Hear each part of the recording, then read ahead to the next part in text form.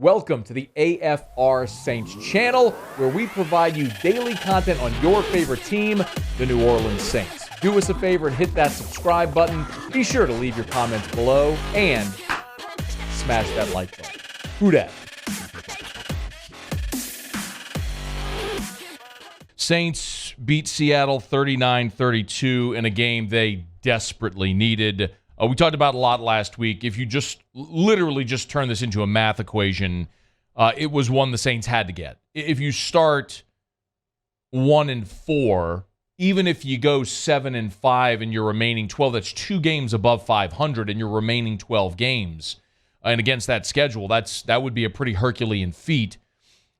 But if you go 7-5 after a 1-4 start, you're 8-9. You're not making the playoffs.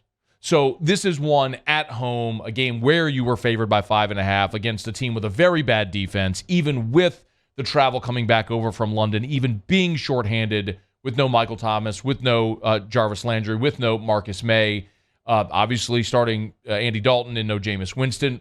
We'll talk about whether that's a good thing or a bad thing. But it was one you had to get, and they did get. Dennis Allen, and man, just what a day for Taysom Hill. 112 rushing yards, 3 rushing touchdowns, a passing touchdown.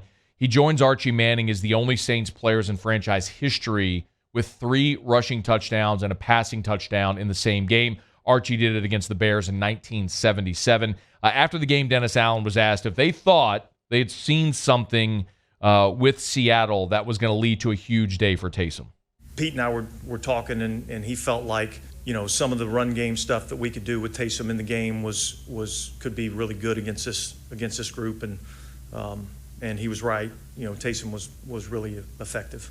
I think one of my big takeaways, which I hope bears out, is that this ended up being a game for Pete Carmichael as a play caller that is a springboard moving forward.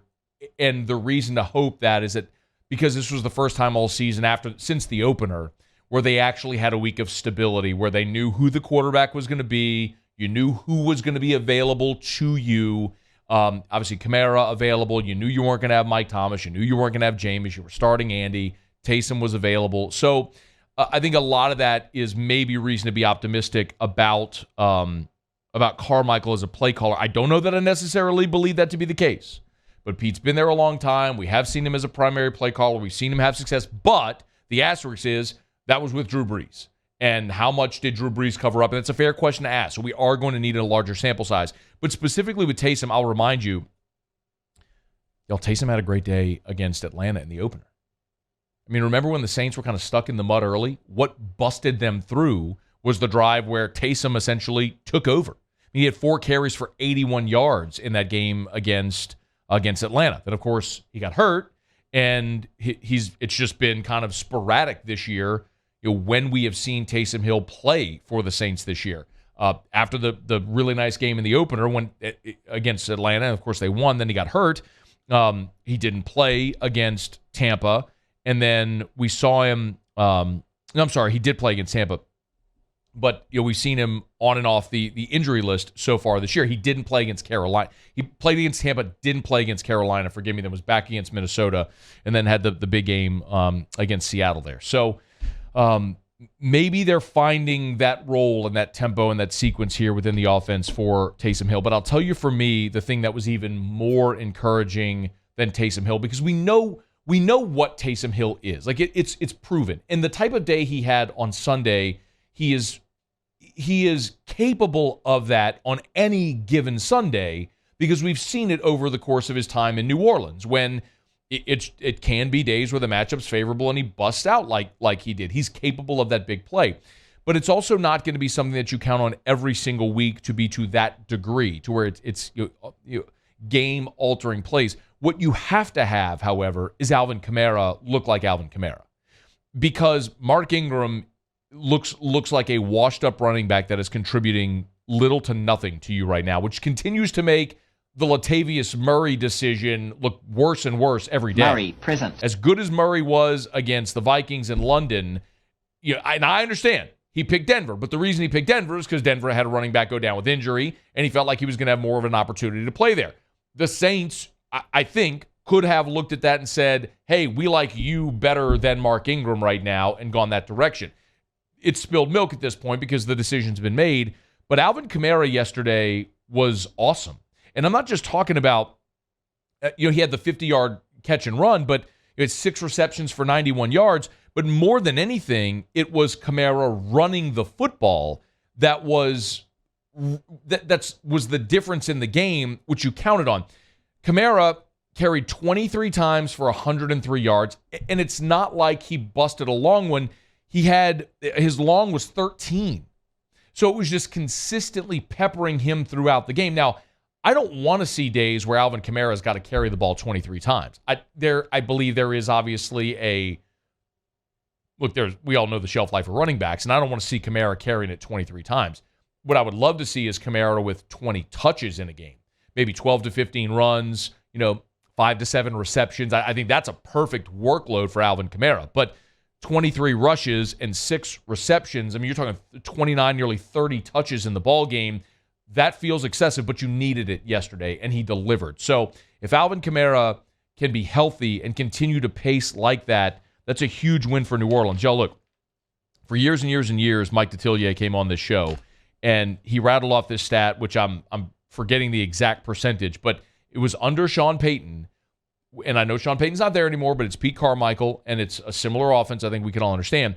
But it was the Saints' winning percentage was something ungodly. It's like they won 90% of their games or something like that when they ran the ball more than 30 times.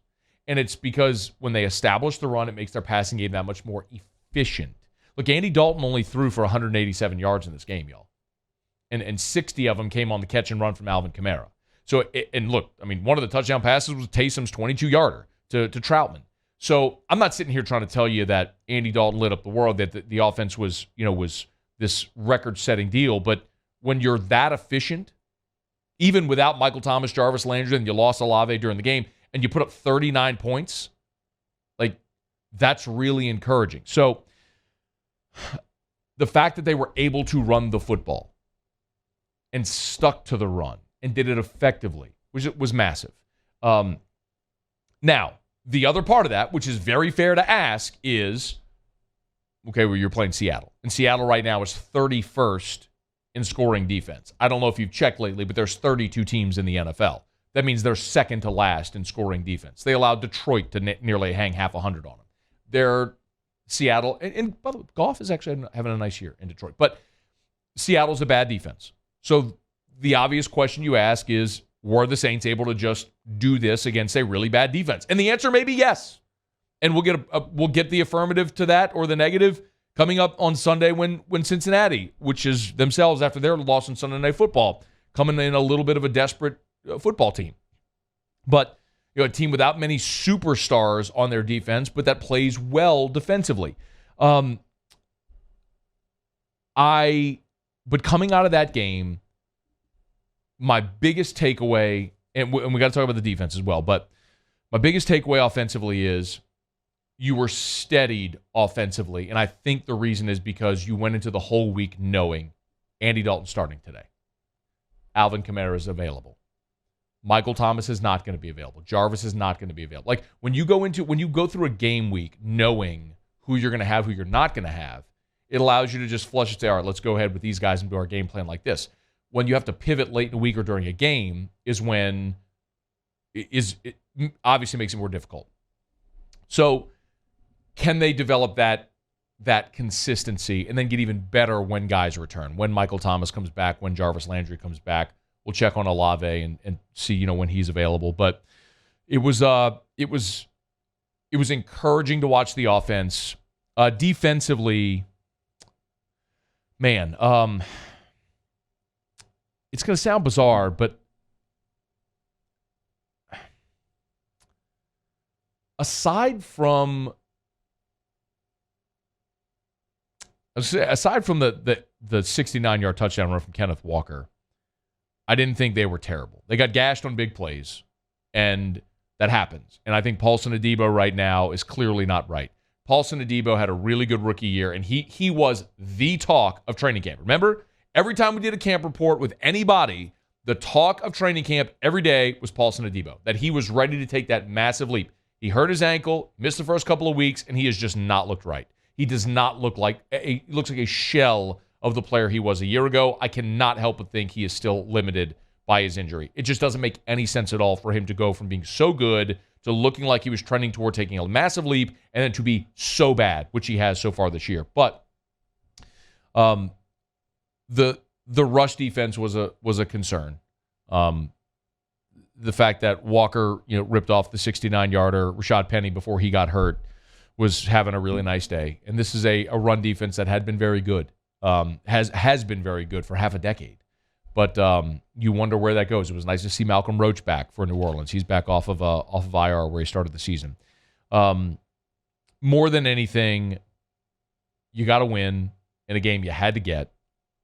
Now you turn the page for another home game against Cincinnati, and you see if you could pull even at 500. And if you can, then you start to look ahead and okay, short week at Arizona. You hate to travel on a short week, but that's a gettable game, and you can start to see how you can put together a streak here that could let you get above 500, maybe back into contention for the division, or at worst a wild card spot. But none of that would have even been in the conversation if you didn't get the win on Sunday in the Dome, and they did. So onward for New Orleans. Hey, thanks so much for watching. Please leave your comments. I love to interact, and be sure to hit the red subscribe button below.